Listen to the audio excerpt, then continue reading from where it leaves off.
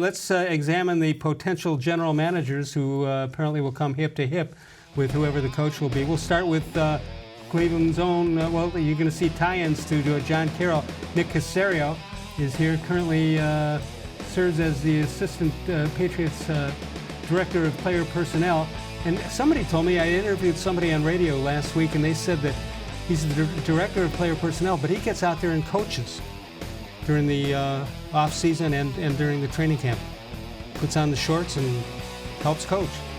He's been with the Patriots since 2001, played quarterback at John Carroll, and you see that see that 1995 to 98, where he was a teammate of Josh McDaniels. Then you have Dave Ziegler. Oh my goodness, another John Carroll connection. What do we know about him, D-Man?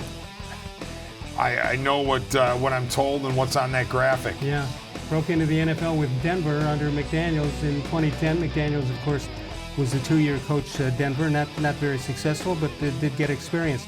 Scott-Pioli is a name we've heard for a lot of years, back in the Belichick days here in Cleveland. He was a pro personnel assistant at 92 to 95 under Bill Belichick.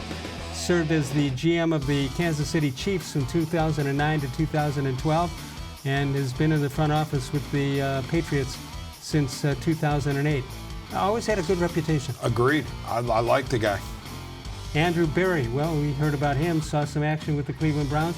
He's linked to Kevin-Stefanski, hired as the Eagles VP of Football Operations in 2019, so just 1 year there. Served as the Browns VP of Player Personnel from 16 until 18, and Berry and Stefanski got to know each other during the coaching search 2 years ago. What do you think? Any name jump out at you? Well, to me, the all-star here is Caserio. Yeah, and I think that if McDaniels blows the Browns away, and if McDaniels sells them on the fact that he really wants to coach the Browns, I think Haslam will say, okay, who do you want to be the general manager? It's your choice.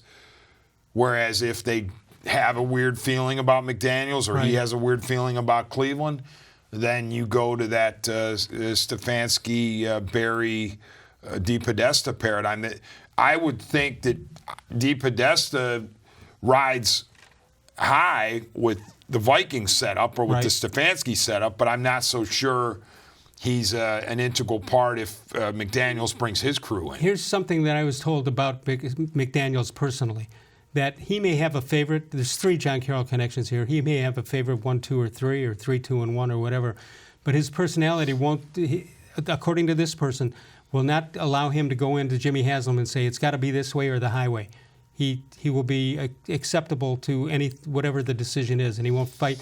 He'll make suggestions, but he won't put it on the table and say I got to have it one way and not the other.